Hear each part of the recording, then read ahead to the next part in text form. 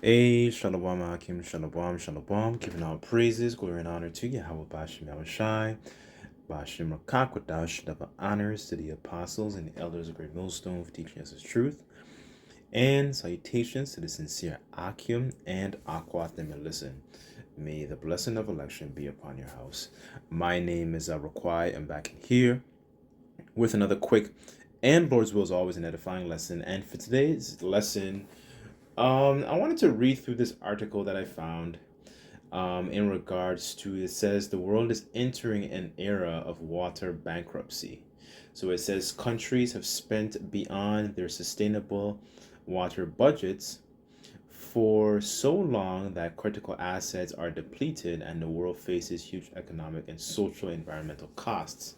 Right? So I wanted to read through this. This came out a couple of days ago, just about last week. And I wanted to read through this to actually show the importance of why righteous rulership is strongly needed, as well as understanding why, things have to be done in a particular way, right? So here it says, the earth has entered an era of water bankruptcy due to overconsumption and global warming, with 3 in 4 people living in countries that face water shortages, water contamination, or drought, right? So I just find it very interesting they say that because, yes, you have people who consume it, right? Because it's one of the things as the scriptures talk about how it's some of the principal things of a man's life. But let's not disregard the fact of what Esau does to the quality of the water, right? The infrastructure that is used to actually to actually hold it, number one, right? Through plastic bottles. And then another thing also, using what's it called, certain like infrastructure, these different pipes, lead pipes to actually transport it, right? So, and on top of that, you have other plethora of different problems, right? Companies, such as there was a company called Shell, that contaminated a lot of the land in modern day Nigeria, right, in order to extract the resources. So let's not pretend that this is strictly a problem because of overconsumption, because of the people, right? Because a lot of these companies owned by Esau is actually the ones who are actually controlling the resources. Let's not disregard this, because one of the things that Esau is, number one, he's a niggard. That's number one. And then two, the scriptures talk about how the love of money is really the root of all evil. Because, and I'll give you an example of that. Either it was last year or year before, there was a company, um I'm sorry, there was a couple. They own this company called Fiji, right? If you type in Fiji water, it's more of that more expensive brand, and it was owned by these two. I believe they're known. Their last name is known as Reskin. Now, these people during those days when California and Los Angeles were experiencing all those fires, and they had to hire prisoners to take out some of the fires, they were hoarding massive reserves of water, right? So here it is, you're saying, okay, the people, are the ones overly consuming, but yet for all you have people, the ish people, right? You had these,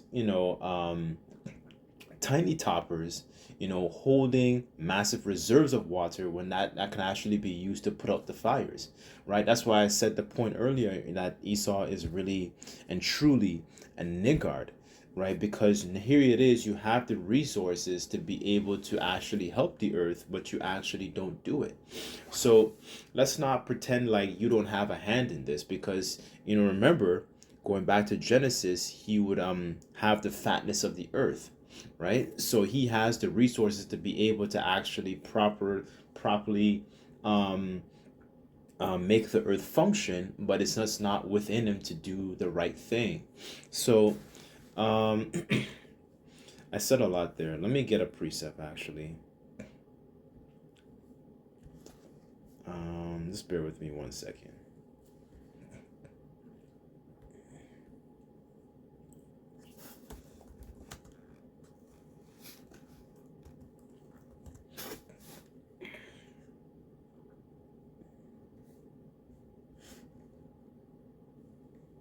This is Psalms chapter 82, verse 5, and it says, "They know not, neither will they understand.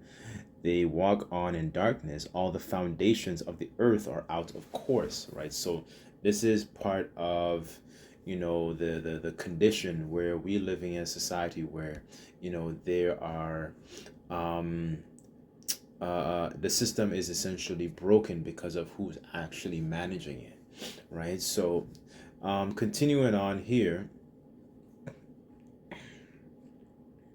it says that's the conclusion of the UN's report that has found most regions are overdrawing their annual income of rainwater, and that's another thing also because you can't even collect it.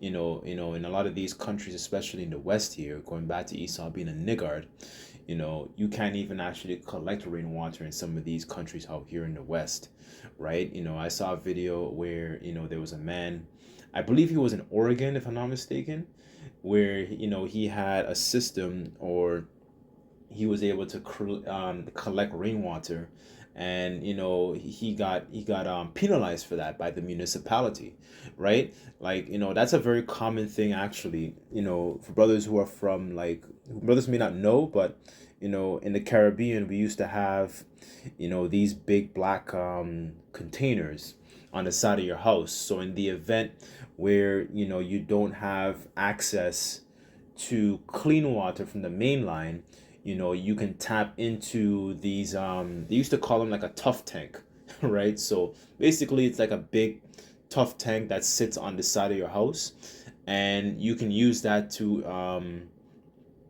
as a way to kind of collect rainwater, especially like people who grew up as in the countryside who may not actually have one of those. You probably might have drums around your house collecting water itself, so you can actually use it, because that's one of the principal things of a man's life, right? As a matter of fact, let me get that, and I'll get back to the article here. 1 second.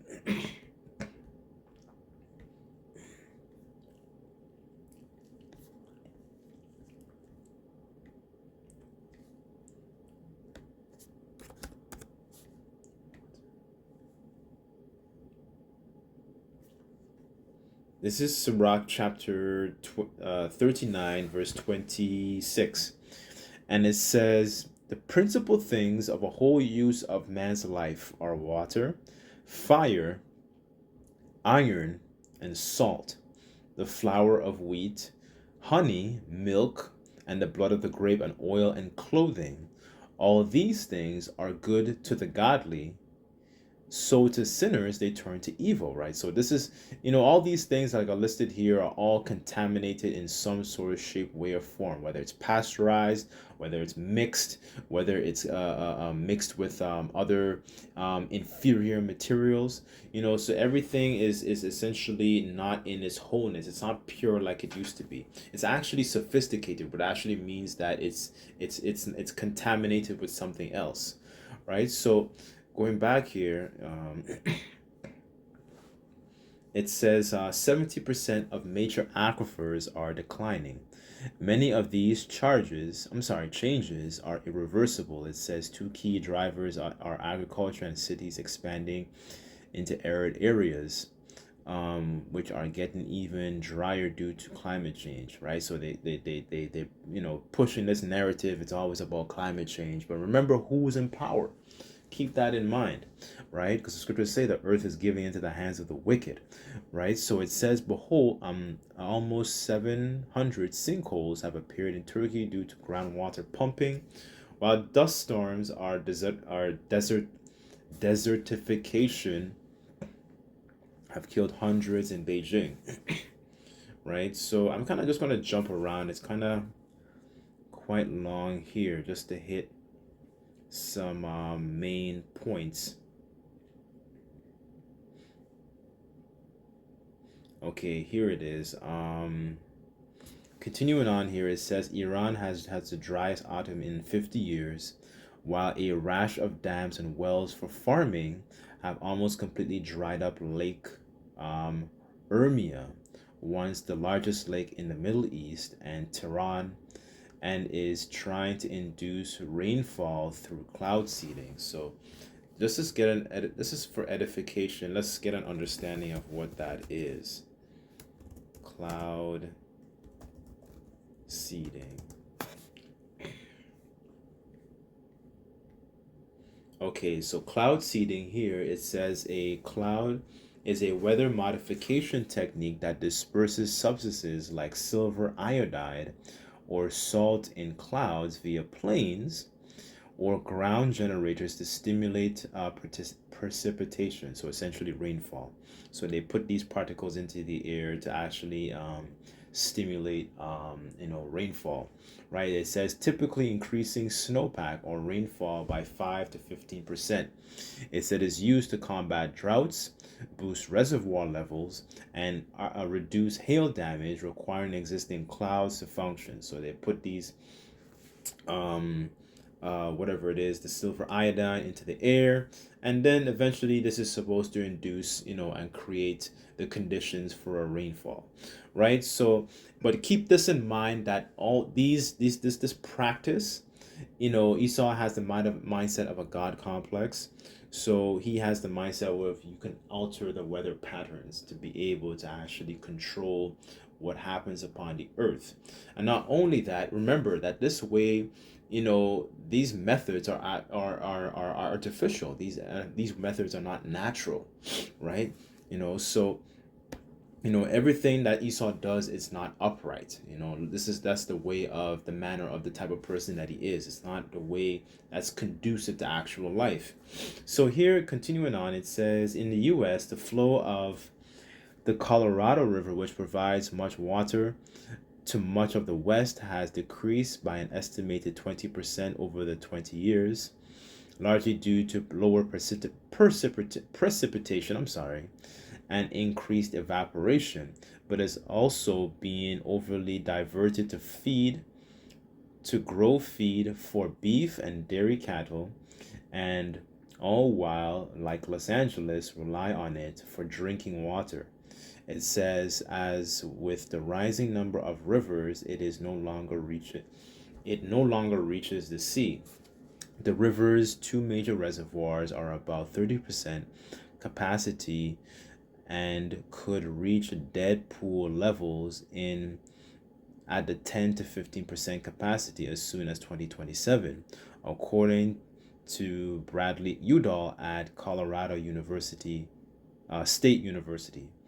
Talks over how much each state would reduce consumption broke last year. So one of the things that they might start doing is basically just rationing, what's available, because this is not a society that is actually performing the ways that the Lord actually is supposed to actually run properly. So let's see here.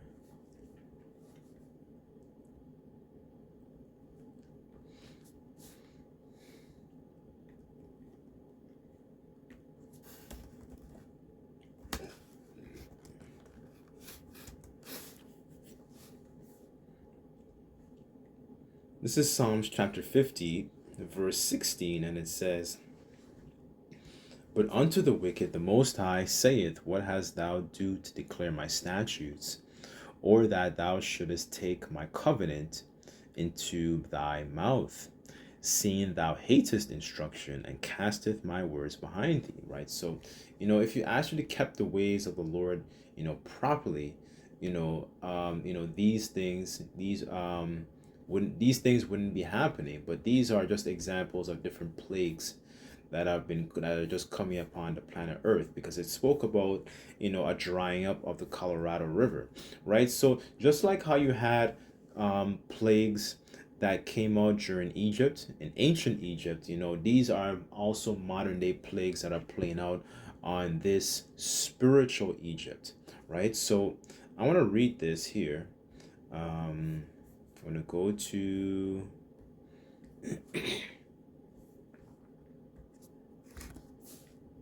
bear with me. Let me just find this. This is Second Ezra chapter 15, verse 5, and it says, "Behold, saith the Lord Yahweh, Bashem Yahushai, I will bring plagues upon the world, the sword, famine, death, and destruction. For wickedness hath exceedingly polluted the whole earth, and their hurtful works are fulfilled. Therefore saith the Lord, I will hold my tongue no more concerning their wickedness, which they profanely commit, neither will I suffer them in those things which they wickedly exercise themselves. Behold, the innocent and righteous blood crieth unto me, and the souls of the just complain continually." So we're in that spirit of, sighing and crying, because these are abominations. These are not things that are actually conducive to life. Like the Lord didn't, like rain is supposed to be something that's natural. When you have rain coming down, when we kept the ways of the Lord, as I should say it like that, when we were entering into the land, we kept the ways of the Lord. We received the abundance of rain, and then the rain, you use that, like say for example, you have some farmland, you have a vineyard, you have some piece of, some you might have pomegranate trees, whatever it was. These things were used to actually nurture the soil, nourish the soil, as well as it was also used to feed your cattle, right? So your cattle actually can graze from the pastures, right? So it's a cycle. It was a cycle that's properly where we had, we just had, our minds had to be essentially in tune with Yahweh Bashem Yahushai, right? Because when it wasn't, we fell away from, we received these different plagues, I should say it like that, right?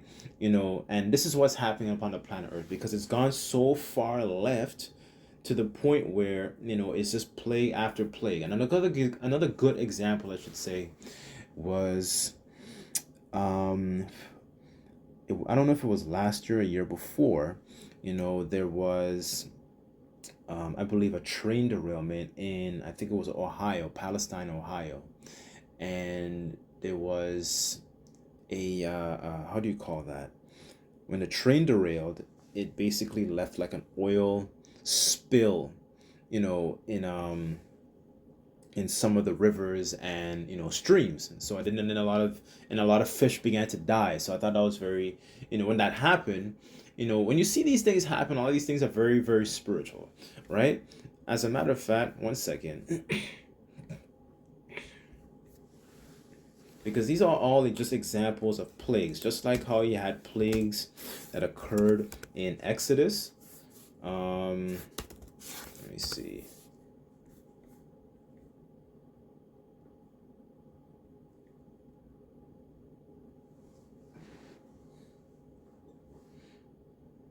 Okay, this is Exodus chapter 7, verse 19. "And the Lord spake unto Moses, and say unto Aaron, Take thy rod, and stretch out thy hand upon the waters of Egypt, upon their streams, upon their rivers, upon their ponds, and upon their pools of water, that it may become blood, that there may be blood throughout the land of Egypt, both in vessels of wood and in vessels of stone.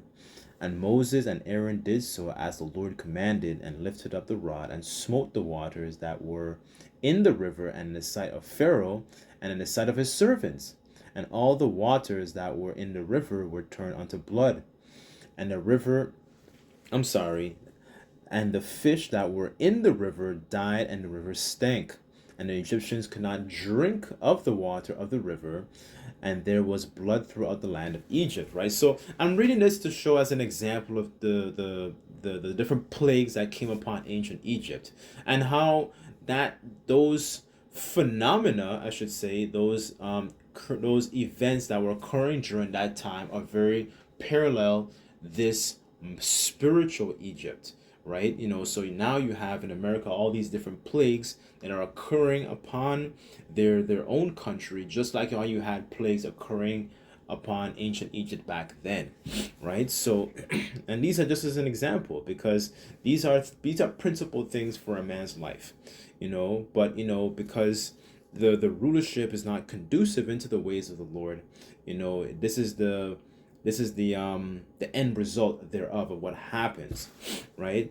Concerning their wickedness, right? Let's see here. Let me go to Isaiah.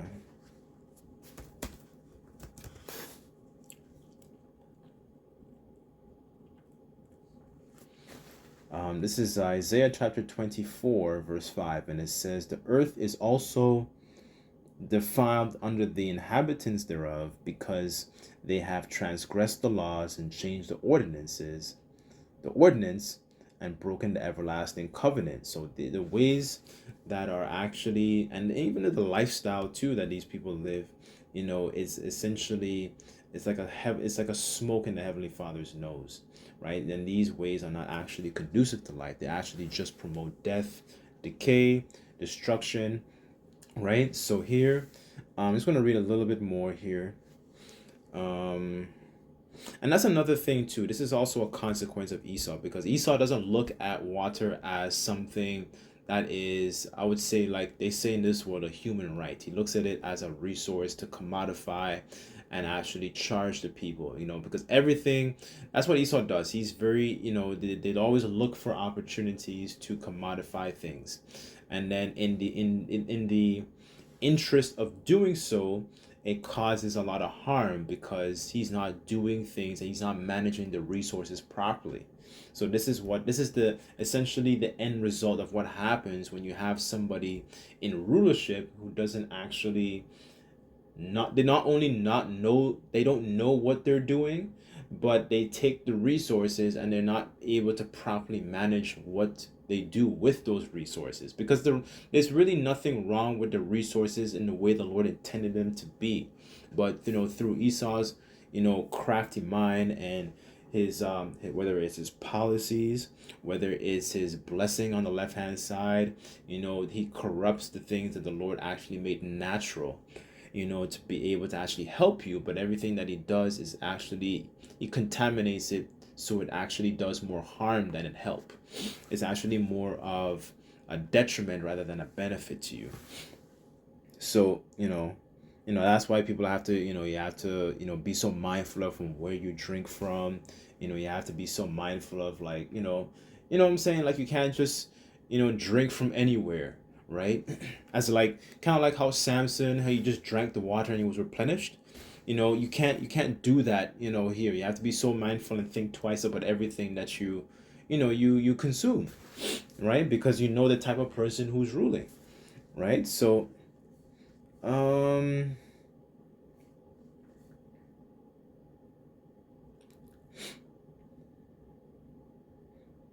it says here, humanity will have to learn to live with less water, according to Mandani.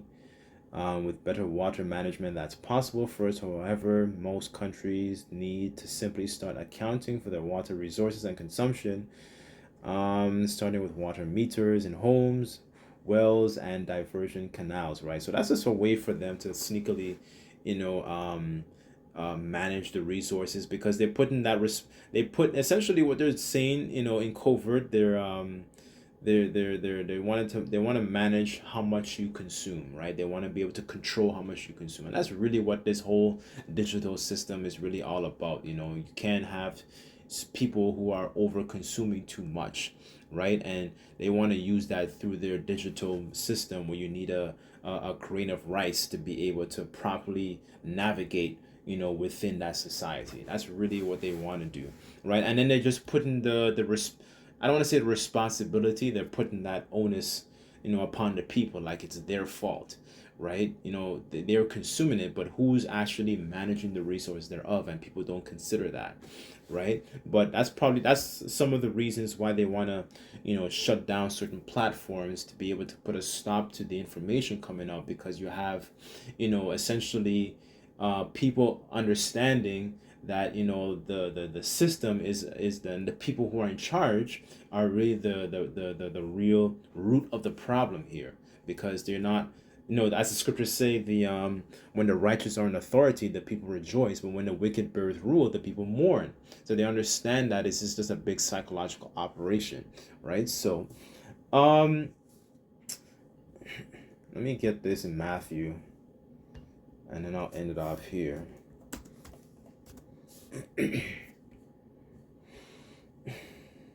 This is Matthew chapter 24, verse 22, and it says, "And except those days be shortened, there shall no flesh be saved. But for the elect's sake, those days shall be shortened," right? So, you're just living in an environment, that's essentially, it's just not conducive to actual life, right? So that's why the Lord has to shorten, the days, right? So, I sincerely pray, hopefully, they found this lesson, edifying, showing you the benefits and understanding also the part of the condition of the battle, right? But understanding why righteous rulership is important. It's not just about, you know, what's it called? Having, for example, like, multiple women in the kingdom of heaven and stuff like that. That is also important, but at the same time, it's also about understanding the proper management of resources, of why righteous rulership is strongly needed, because this kingdom is really on a very, very base level when you really think about it.